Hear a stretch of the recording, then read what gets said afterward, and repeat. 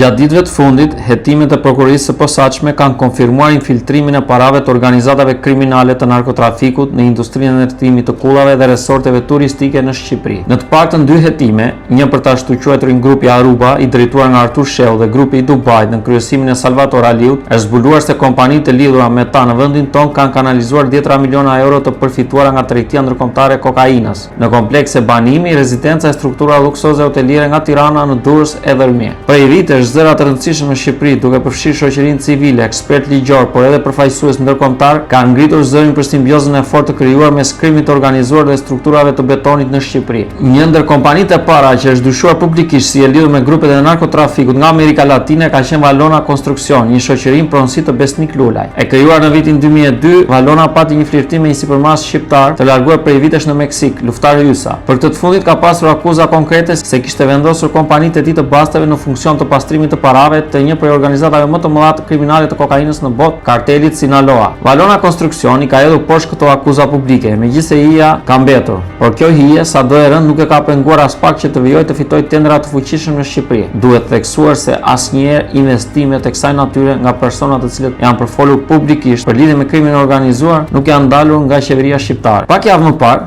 Valona Construction ka fituar një tender gjigant me vlerë mbi 5 milionë euro për ndërtimin e një parkimi nën toksor në qendër të Vlorës. Një procedurë e zhvilluar nga Fondi Shqiptar i Zhvillimit, e cila shoqërohet me dyshime të rëndësishme. Dritana Golli, drejtuesi i Fondit Shqiptar të Zhvillimit, nënshkroi në 26 mars 2026 shpalljen e tenderit për ndërtimin e godinës së parkimit në toksor Vlorë, me fond limit 595 milionë lekë të reja ose më shumë se 6 milionë euro. Sipas projektit, parkimi i ri do të ndërtohet në zonën perëndimore të qytetit, shumë pranë rrërës së Bregdetit ku ndahet Adriatiku me Jon. Fondi Shqiptar i Zhvillimit është dalluar për iniciativë të tepruar në pranimin e ofertave, edhe atëherë kur në lojë janë tendera me vlerë shumë të lartë financiare. Dritana Golli, me shpalljen e tenderit, njoftoi të gjitha kompanitë e interesuara për procedurën me fond limit 6 milionë euro se priste ofertat e tyre brenda 2 javësh deri në 14 prill 2026. Me gjithë kohën e shkurtër në procedurë morën pjesë plot 17 kompani të ndryshme. Ofertat e tyre varionin nga 416 milionë lekë të reja, më e ulta, deri te 590 milionë lekë tek ajo më e larta. Institucioni mori rreth 2 muaj kohë për ta shqyrtuar dokumentacionin e paraqitur nga kompanitë e interesuara dhe më pas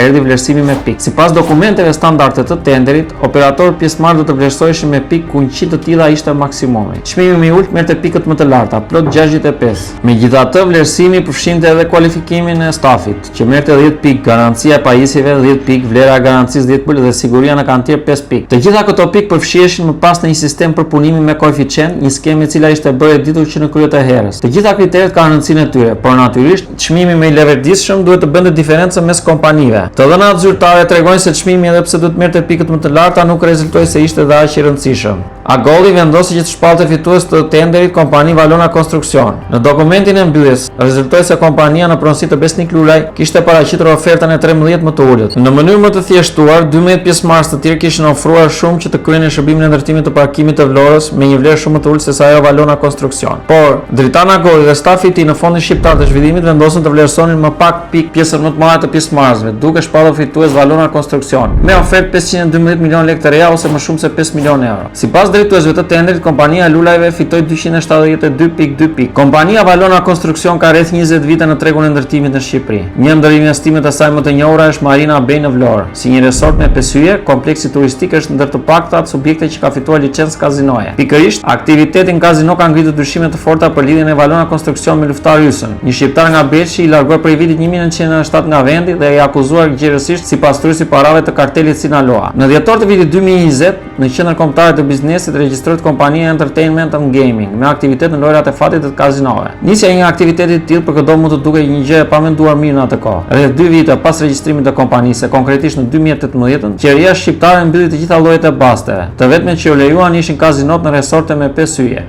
Pikërisht ky përjashtim nxiti aksionerët e kompanisë Re Entertainment and Gaming të hapnin një shoqëri në fushën e basteve dhe kazinove. Situata bëhet më e kuptueshme kur u zbuluan emrat e ortakëve të shoqërisë. Ata ishin nga njëra anë Valona Construction e Besnik Lulaj, i cili tashmë kishte ngritur resortin me 5 hyje Marina Bay, dhe nga ana tjetër Entretenimiento Palermo SA, një shoqëri e regjistruar në Meksik në pronësi të Luftar Hysaj. Raportet mes Besnik Lulaj dhe Luftar Hysa u zgjeruan edhe tek djemtë e tyre. Në shkurt të vitit 2021, Geri Lulaj dhe Fabion Hysaj themelojnë kompaninë Ovla System. me objekte veprimtarisë së saj në fushën e pajisjeve teknologjike. Bashkëpunimi mes dy familjeve përfundoi zyrtarisht në fund të dhjetorit 2022. Luftari Ysa largohet nga kompania kazinos në kompleksin turistik Marina Bay, ndërsa djali i tij Fabion Lulaj ndërpret bashkëpunimin me shoqërinë Ovla System. Ishte koha kur emri Luftari Ysaj po atashoi gjithnjë më shumë me kartelin Sinaloa. Gjithçka nisi pasi shqiptari Ysa synoi të shtrinte perandorinë e tij të kazinove në Kanada. Është koha për të fituar në Magic Palace. Kazinoja ndodhet në rrugën 132 në zemër të Kanake, vetëm disa minuta larg Montrealit, Kanada, dhe ofron shërbime dhe ambiente që nuk gjenden në asnjë kazino tjetër. Kjo reklam pushtoi hapësirat mediatike dhe publike në Kanada në fund të vitit 2022. Një reklamë e cila u ra në sy me njëra autoriteteve licencuese të kazinove në Kanada. Ato kryen verifikimet për pronarin e saj shqiptarin Luftari Ysa, i cili kishte ngritur një rrjet të gjerë biznesi lojra shfati në Meksik. Pas shqyrtimit të informacioneve të siguruar nga agjenci të ndryshme ndërkombëtare të zbatimit të ligjit, qendrës së analizës së transaksioneve financiare dhe raporteve në Kanada nuk autorizoi dhënien e licencës për kompaninë Entretenimiento Palermo SA të Luftari Ysës. Në mediat kanadeze nisi të shpërndajë informacioni se sipërmarrësi shqiptar i Meksikës ishte i përfshirë në sistemin e pastrimit të parave për kartelin famkeq të kokainës Sinaloa. Në një raportim të dhjetorit 2023, gazeta kanadeze La Presse shkoi edhe pak më tej duke konsideruar Luftari Ysën si të lidhur me kompaninë shqiptare të ndërtimit Valora Construction, kazinoja dhe takimit e RAM. Deri në atë kohë, emri Luftari Ysës ishte pothuajse i panjohur për opinionin e gjerë publik shqiptar. Por kur media në Kanada nisën ta përmendnin emrin e tij gjithnjëherë më shpesh, në media shqiptare zbuloi një detaj interesant i cili kishte kaluar pa vëmendjen e dur. Në tetor të vitit 2020, në zyrën e kryeministrit Edi Rama, në Tiranë mbërrin 3 burra: